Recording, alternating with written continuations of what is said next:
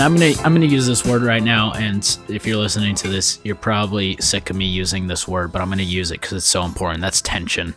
There has to be a tension between your confidence in yourself and and the confidence you have in God. And if it's not held in tension, then you'll be such a passive part of God's kingdom because you think like, okay, I trust in God. Not saying that you can have too much confidence in God, but to the point where it's like you become apathetic, where it's like, okay, God's going to take care of everything anyway, so I can just like sit here and he's going to take care of it. But then on the flip side, if you have too much confidence in yourself and you're not in that tension with the Lord, then that's where we can see like pride and arrogance and all of that stuff come in. And anyways, the reason I'm bringing up tension is when you're talking about this interconnectedness between faith, confidence, and timing, I think living in the tension of those things is so important for how we carry ourselves and how we approach any given situation, because part of being confident is being humble. And my definition for humble is, you see God for exactly who he is and you see yourself for exactly who you are. And if those things are true, like you see God rightly, you see yourself rightly, you're going to be humble because you're going to understand God is almighty, powerful, faithful, good. And you're going to understand that you're a child of God who does not measure up to God, who cannot compete with him, nor do you want to, but you just want to live in the security of who he is. And when you live in the security of who he is, then you can live in confidence. And I think you brought up such a great point in that how we build that story of confidence is taking notes of all of the places God has shown up before. Because when you notice that, then you see God's character, who he is, that he's led you through something similar to this, maybe not to this like magnitude like you were saying, but if he did it last time, then maybe he'll do it this time. And I think we see that with David, where David's like, well, like the lion comes and it takes a sheep, and who knows if David, like what David experienced before that, but for some reason, in all confidence, he goes after the lion, saves the sheep. Well, then the bear comes, and it's like, I'm sure in David's mind, he was like, I took care of the lion, why not the bear?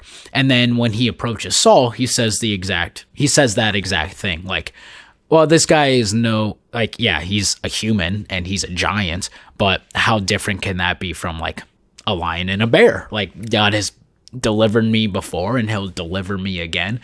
And I think that is such a helpful tool for us to use the very church word, testimony or story, where Revelation says, we overcome by the blood of the Lamb and the word of our testimony. And that it's basically, again, the tension that we're talking about right now is the blood of the Lamb, something only God can do, is Jesus. Jesus sacrificed for us. We had nothing to do with it. It couldn't have been like under our power that happened. But then on the flip side, it's like, okay, but now we have to live out a story that reflects who God is.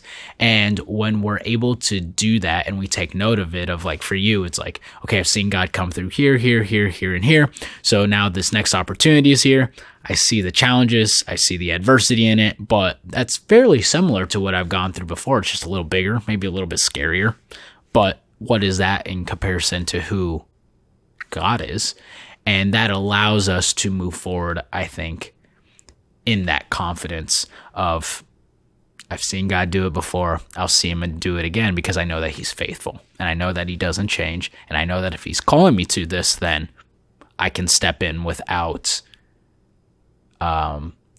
letting the fear dictate what my next step is or how I'm going to take action. Yeah, I think I'm going to go back to your talking about how David had the confidence because he faced off against a lion and a bear before.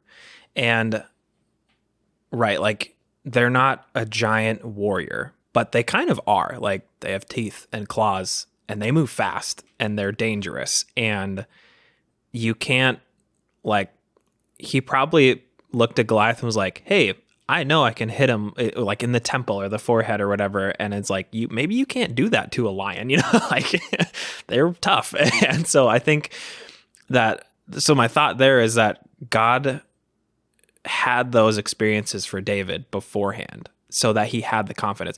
And when he was in that moment, probably up against a lion and up against a bear, he was like, probably thinking this is insane. or like, this is extremely dangerous and crazy, and I can't believe I'm doing this, but I'm going to save the sheep. Or like, and the is lamb. the sheep worth it? Right. Yeah. And on the other side, it's like, what if he never faced off against a lion and a bear? Could he go from not fighting anything dangerous that can fight back, like maybe he's just target practice with his sling, to taking out a giant warrior? Like, I don't know, probably not. But that's that thing where it's like, and yet those lions weren't just targets. He didn't come up to Saul and say, I'm a really good shot. I've been practicing really hard. And he's like, but have you fought anything that's fought back? And he's like, no. I hit the cans off, the fence, right? Yep. And I think that's where God allows, and I mean, that can be, it's a whole nother topic of like suffering and pain, but it's like God allowed that probably scary experience.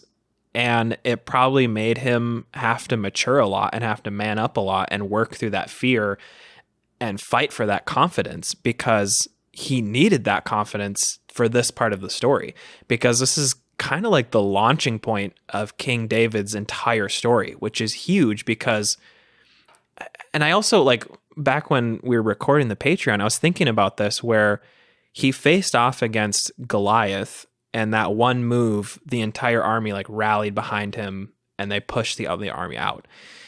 And I was like, I wonder if in David's life, if he thought back to that moment every time he like went to battle, because he went to battle like over and over. The odds were not in his favor many of the times. And yet I feel like each time he's probably sitting there like, no, I took out a giant by myself and I didn't even have weapons.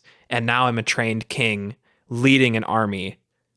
I could do more than that, right? Like, there's probably that moment of like, and we talked about this, off camera before, of like Hell Week with soldiers and was it Marines or the Navy SEALs or something? But anyways, those special ops units, the trainers put them through the hardest thing that they ever can handle, because then, like you said, when they're in situations that are hard, they're like, you know what, I've actually made it through worse. And so this isn't that bad. I can make it through that. Or it is really bad, but you're like, I've done this before. But yeah, I think the way God allows things, because I feel like confidence has to be built. It can't just be all of a sudden like, it's a false confidence if it's just there. You're just like our cooking is like, we have done no training in our cooking. We have this false confidence, and then it turns out bad. And I think God, knows that you're right, that it has to be built. And I love that you made that connection then between Goliath and the rest of David's campaign, because I think that it's the same point that we've been making of the lion, the bear, then Goliath. And then God knew what kind of king he needed David to be. So he starts off his military campaign with slaying a champion. Like, he becomes the champion immediately for the people of Israel. And then now, like you said, like, he now faces all these other challenges throughout his kingship. And I'm sure, just like the lion and the bear, Goliath was just another lion and a bear to him. Or later, when David was coming up against things that he wasn't sure about, he had that confidence of, again, been here, done that with the Lord. And then going to us talking about like the frogmen and the special ops units. I know if I was ever in a situation that was dangerous or that I was unsure of, I would want